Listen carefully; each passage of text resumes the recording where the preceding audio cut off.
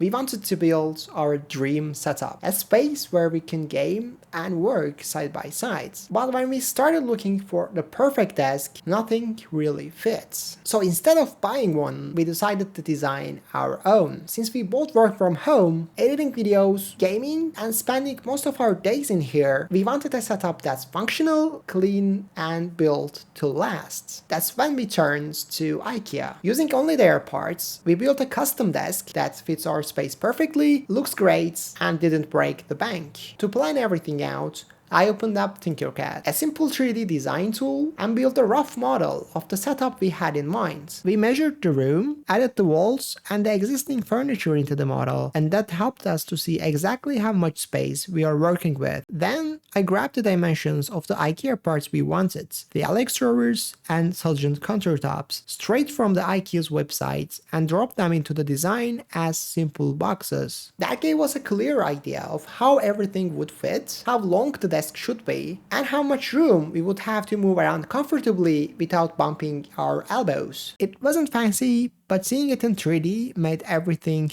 easier. We could test proportions, play with layouts, and make sure the whole thing actually worked before buying a single piece. And once it looked good on the model, here are the parts we decided to use. For the desktop, we went with the IKEA's Saljan countertops. They are actually kitchen counters, but they are durable, easy to clean, and have the solid premium feel that's perfect for a desk. The longest size IKEA sells is 2.5 meters, but we needed at least 3 because it is enough space for us to work side by sides plus the extra space in the middle. So instead, we combined two 186 cm IKEA Saljan countertops to make the full 3-meter length we wanted. I already had one from my previous setup, and we bought another one to extend it. We cut the second one down to around 120 centimeters, joined them underneath with metal brackets, and added a single IKEA leg in the middle for extra support. To make it even sturdier, we installed 2 hidden wall brackets right behind the joints, one on each side,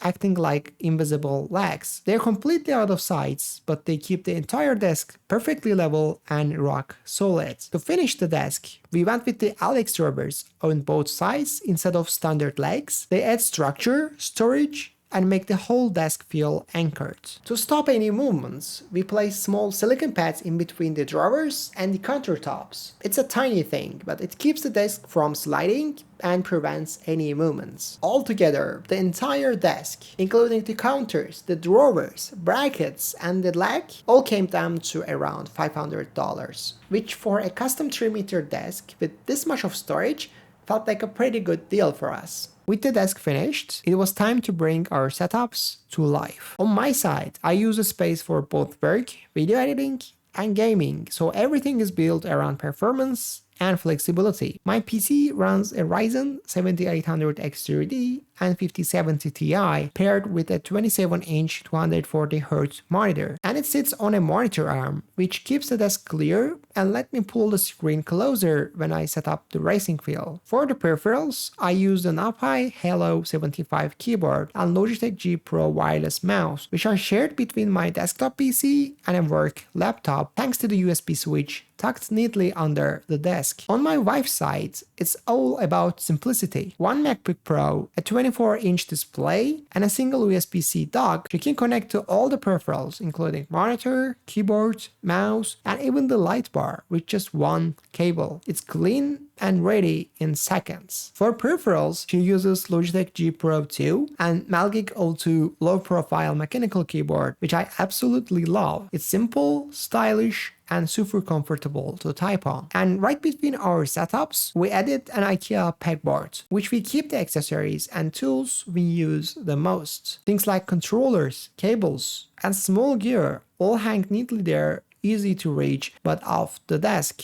It also gives us spot to add a little personality, a few photos maybe, plants, or small things that make the space feel more us. And with that, it's our dream setup. You will find every product that I mentioned throughout this video in the description down below. And if you want to see my previous IKEA setup, here is a link that goes to that video. Don't forget to like and subscribe if you enjoyed this one, and I will catch you in the next one.